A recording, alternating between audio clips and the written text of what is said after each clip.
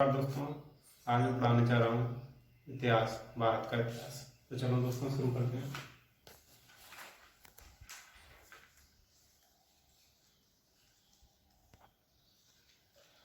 तो सबसे पहले आता है हमारा प्रागैतिहासिक काल।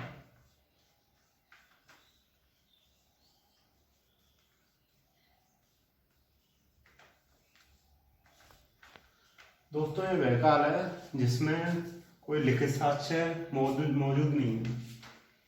वह काल जिसमें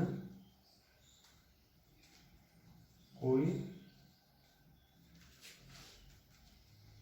लिखित साक्ष्य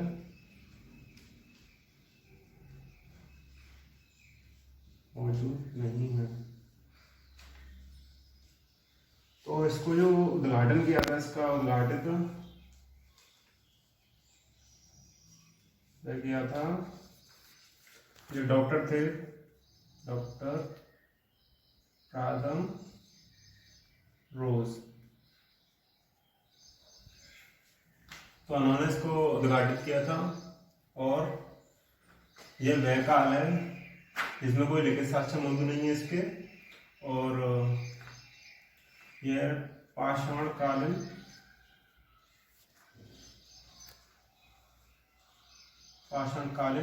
युग माना जाता है।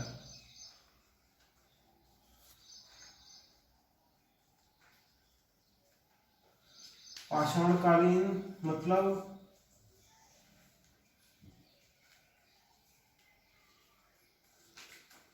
पत्थरों का युग।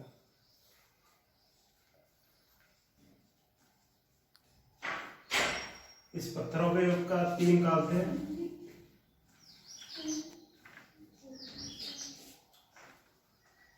पाषाण काल,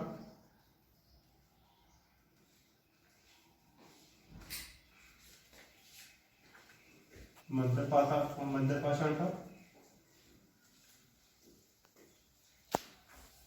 और ये नवपाषाण काल।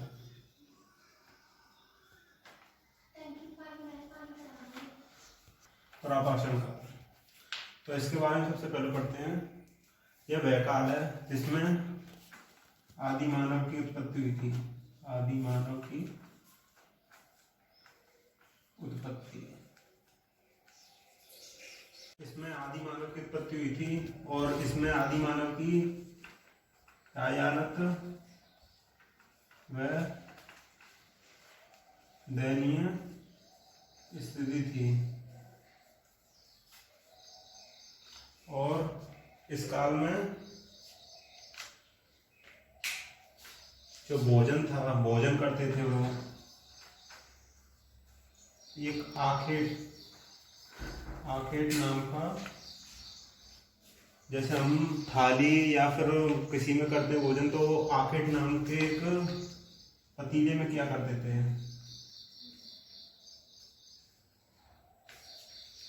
और जो प्रापाषाण काल में सबसे पहले जो वस्तु अपनाई गई थी वो थी हस्तकटोल।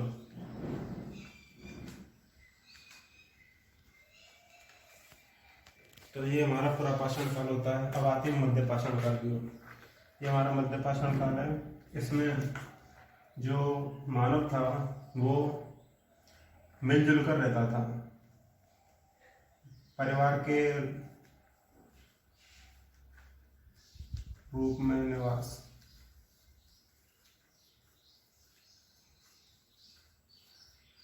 या समूह के रूप में निवास।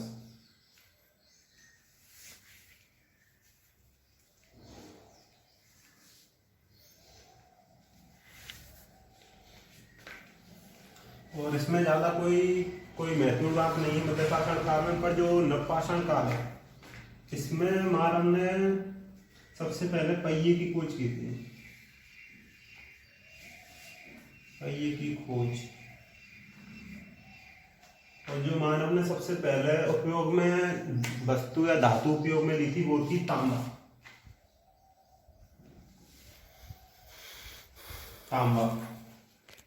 और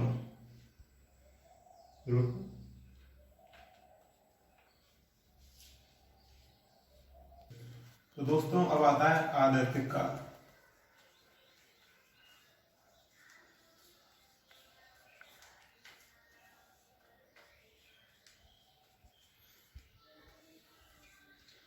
दोस्तों ये वह काल है जिसमें लिखित साक्ष्य तो मिले हैं पर उनको पढ़ा नहीं जा सकता।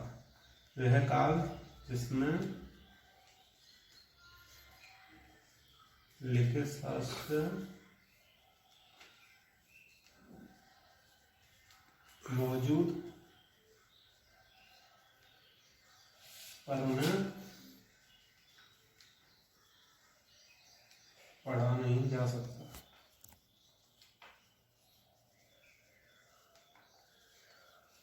जैसे कि सिंधु घाटी सभ्यता।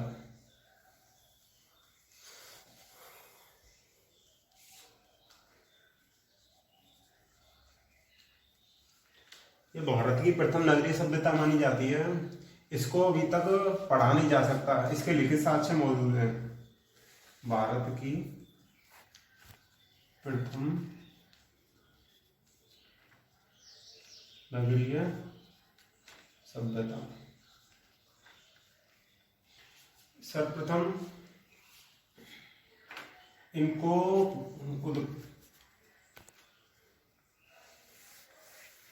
उद्घाटित करने का श्रेय उत्खनन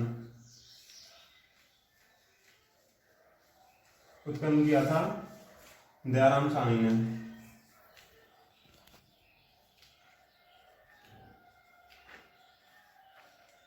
ये किया था उन्होंने 1921 में। और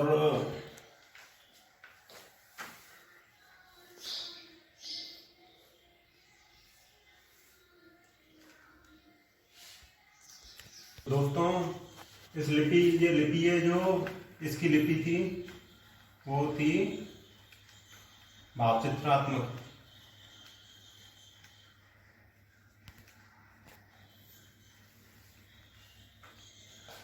और इसकी जो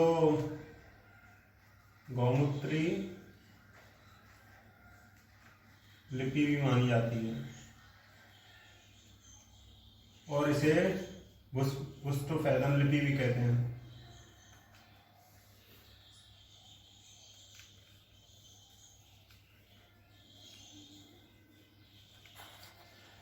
और इस लिपि के साक्ष्य मिले हमको, लिपि के साक्ष्य मिले हमें हड़प्पा के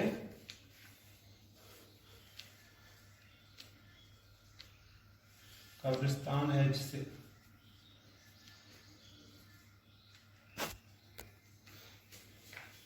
और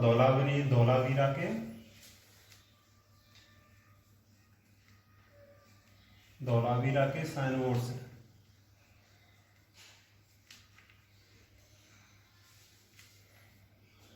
तो दोस्तों सर इसमें सबसे मोस्ट इम्पोर्टेंट क्वेश्चन बनता है कि हड़प्पा को सबसे पहले पढ़ा किसने था।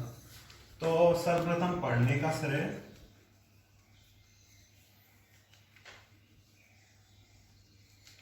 का श्रेय जाता है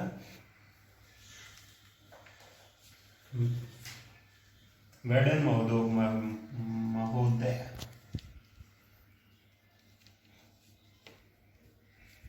वेडेन महोदय को इसको सर्वप्रथम पढ़ने का श्रेय जाता है। और सर्वप्रथम हड़प्पा का उल्लेख किसने किया था? हड़प्पा का उल्लेख किया था चार्ल्स मैसन ने।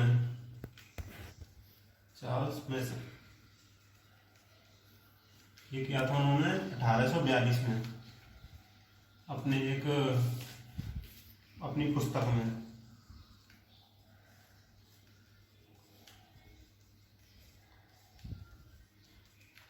तो आप एक बार इसको नोट कीजिए। तो 1851-53 में अलेक्जेंडर कनिंघम ने हड़प्पा के टीलों का सर्वेक्षण किया। सर्वेक्षण किया। एकलिंग भारतीय पुरातत्व और एलेक्जेंडर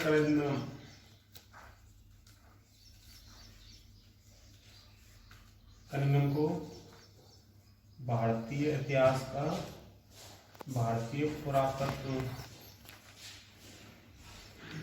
का जनक कहा जाता है। जो एलेक्जेंडर कनिंघम है उन्हें भारतीय पुरातत्व विभाग का जनक कहा जाता है। और 1856 में कराची जो पाकिस्तान में है, कराची से लाहौर रेलवे लाइन डालते समय बर्टन बंधुओं के आदेश पर, बर्टन बंधुओं के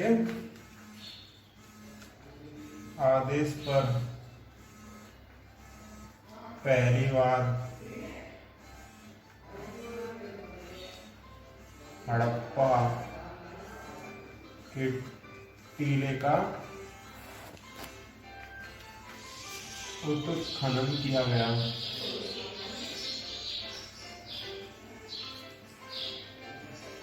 तो लाहौर से कराची से लाहौर रेलवे लाइन डालते समय बर्टन बंधुओं के आदेश पर पहली बार हड़प्पा के टीले का उत्खनन किया गया। और वहां से जो टीला था, टीले के उत्खनन करते समय यह सभ्यता सामने आई।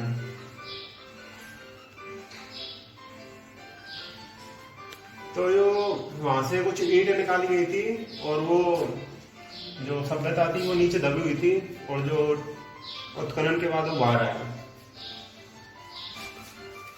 और जो 1899 से 1905 के दौरान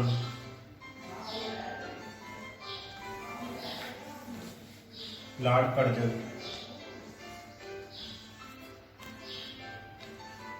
जो कि गवर्नर जनरल थे और वायसराय,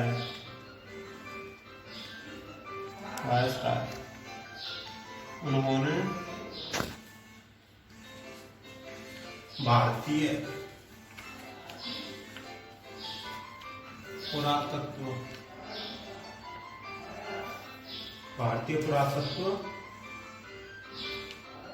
एवं सर्वेक्षण विभाग की स्थापना की। तो इसमें ये अंतर है कि उन्होंने भारतीय पुरातत्व एवं सर्वेक्षण विभाग की स्थापना की थी, और एलेक्जेंडर कनिंघम उन्होंने भारतीय पुरातत्व के जनक कहा जाता है, और इन्हें भारतीय पुरातत्व एवं सर्वेक्षण विभाग की स्थापना की थी। क्या सिंधु घाटी का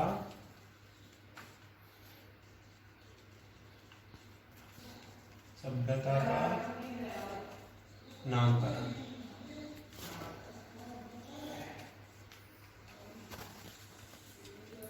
तो सबसे पहले सिंधु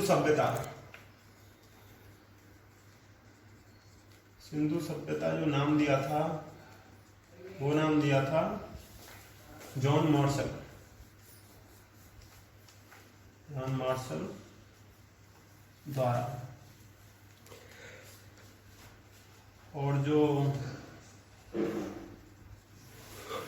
सिंधु घाटी सभ्यता था वो नाम दिया था डॉक्टर रफीक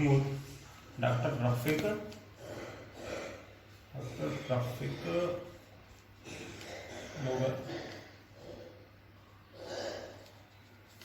और जो वर्तमान में जो हड़प्पा नाम है वो वर्तमान में पड़ा है, वर्तमान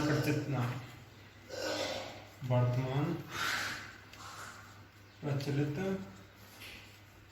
नाम। जो ये हड़प्पा नाम है वो वर्तमान प्रचलित नाम है। तो हम बात करेंगे कि जो हड़प्पा सभ्यता है उसका उत्तरतम बिंदु कौन सा है और दक्षिणतम बिंदु कौन सा है और पश्चिमतम कौन सा है। तो देखिए, ये मैं मैप सा बना देता हूँ। ये उत्तर, पश्चिम, पूर्व और दक्षिण। तो जो उच्चतम बिंदु है वो है मांडा, जो J&K में पड़ता है। और जो चिनाब नदी के किनारे था, चिनाब नदी। और जो पश्चिमतम बिंदु है वो है सूतकांगडोर,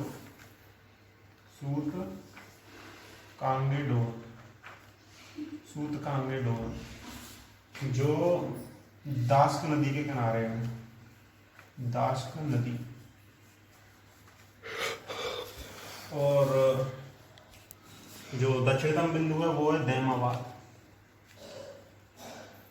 जो लगभग महाराष्ट्र में पड़ता था। और ये महाराष्ट्र में था तो ये था करीब गोदावरी नदी के किनारे, गोदावरी नदी।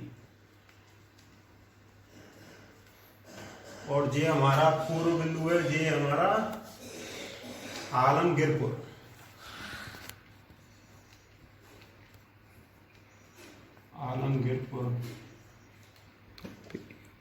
यूपी, जो पड़ता हमारा यूपी, मेरठ में। हिंडन नदी। और करीब इसकी ये लंबाई थी पूर्व से पश्चिम के करीब लंबाई थी 1600 किलोमीटर। और ये उत्तर से दक्षिण लंबाई थी 1400 किलोमीटर। तो दोस्तों, हमारा ये सिंधु घाटी सभ्यता आज का चैप्टर समाप्त होता है। कल हम पढ़ाएंगे कि सिंधु घाटी सभ्यता और अन्य जो सभ्यताएं उनके बारे में पढ़ाएंगे। तो आज के लिए इतना ही।